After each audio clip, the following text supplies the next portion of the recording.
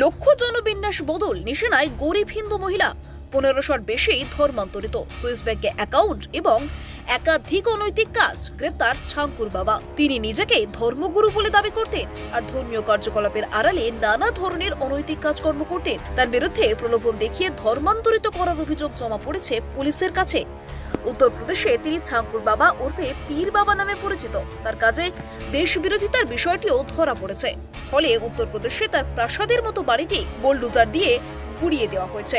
তদন্তে জানা গেছে ছাঙ্কুর বাবা জোর করে প্রলোভন দেখিয়ে 1500 জনের বেশি হিন্দু মহিলাকে এবং হাজার হাজার অমুসলিমকে ইসলামে ধর্মান্তরিত করেছেন। সর্বভারতীয় সংবাদ মাধ্যম ইন্ডিয়া টুডের প্রতিবেদন থেকে জানা গেছে, পুলিশ মনে করছে ছাঙ্কুর বাবা মূলত উত্তরপ্রদেশের বলরামপুর জেলার মাধবপুরের বাসিন্দা। তিনি পরিকল্পিতভাবে দরিদ্র, বিধবা, অসহায় মহিলাদের নিশানা করতেন ধর্মান্তরিত করার জন্য। নানা ধরনের প্রলোভনে কাজ না হলে হুমকি দিতেন বলেও অভিযোগ। শুধু দেশের বিভিন্ন রাজ্যে নয়, আন্তর্জাতিক স্তরেও তার যোগাযোগ রয়েছে। দুবাইতে তিনি যাতায়াত করতেন বলে জানা গেছে। গোয়েন্দা তথ্য বলছে, ছাঙ্কুর বাবার হাত ধরে একটা বড় ধর্মান্তকরণ চক্র চলত। স্পেশাল ট্রাক ফোর্স বা এসটিএফ এই বাবার কাজকর্ম সম্পর্কে তদন্ত শুরু করে। পরে মামলাটি এটিএস এর কাছে হস্তান্তর করা হয়। ছাঙ্কুর বাবার লক্ষ্যবস্তুতে পরিণত হওয়া ব্যক্তিদের শনাক্ত করেছে তদন্তকারীরা। পুলিশ আধিকারিকরা জানিয়েছে যে অনেক ব্যক্তি এই স্বঘোষিত ধর্মগুরুর বিরুদ্ধে সামনে আসতে বা সাক্ষ্য দিতে ভয় পাচ্ছেন। সূত্রের খবর, ছাঙ্কুর বাবা মহারাষ্ট্রে এক বিস্তীর্ণ নেটওয়ার্ক তৈরি করেছিলেন। মুম্বাইয়ের দরগাগুলির চারপাশে কাজ করত সেই নেটওয়ার্ক।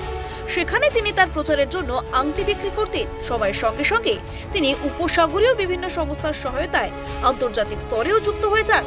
তার বিরুদ্ধে বিদেশ থেকে কোটি কোটি টাকা পাচারের অভিযোগ রয়েছে। চাঁদ আউলিয়ার দরগায় বার্ষিক উরস অনুষ্ঠানের সময় ছাঙ্কুর বাবা বিদেশি অতিথিদের আপ্যায়ন করতেন আর এসবের মাধ্যমে অনেককে ধর্মান্তরিত করার জন্য প্রলুব্ধ করতেন।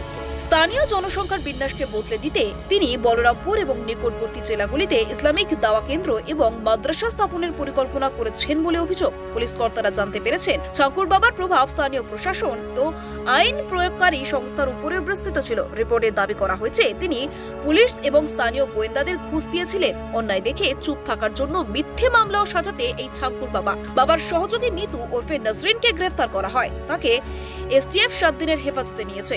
আইবি এবং এনআইএর বিদেশি তহবিলের হদিশ খুঁজে বের করতে এবং যোগসূত্র খুঁজতে দুজনকে জিজ্ঞাসাবাদ শুরু করবে। নবীন ওরফে জামাল উদ্দিন এবং ছাঙ্কুর বাবার ছেলে মেহবুবকে ইতিমধ্যে গ্রেফতার করা হয়েছে। তারা লখনৌ জেলে রয়েছে। তদন্তকারীরা আরো জানতে পেরেছেন, নবীন দুবাই থেকে প্রাপ্ত তহবিল দিয়ে বলরামপুরের জমি কিনেছিলেন। সুইস ব্যাংকে নবীনের অ্যাকাউন্ট রয়েছে। এটিএস এখন ধর্মান্তরকরণ কার্যকলাপ, আন্তর্জাতিক লেনদেন এবং ছাঙ্কুর বাবার বিস্তীর্ণ নেটওয়ার্ক বিবরণ সম্পর্কে রেকর্ড উদ্ধারে ছাঙ্কুর বাবার মোবাইল ফোন, ইলেকট্রিক ডিভাইসগুলি স্ক্যান করেছে। মুখ্যমন্ত্রী যোগী আদিত্যনাথ ছাঙ্কুর বাবার কার্যকলাপকে দেশ বিরোধী বলে অভিহিত করেছেন। উত্তরপ্রদেশ সরকার বুলডোজার ব্যবহার করে বলরামপুরে তার বাড়ি ভেঙে ফেলেছে। আপনি দেখছিলেন কলকাতা দর্পণ। ভিডিওটি লাইক করুন, আপনাদের মতামত জানান কমেন্টে। নিয়মিত আপডেট পেতে সাবস্ক্রাইব করতে ভুলবেন না। নমস্কার।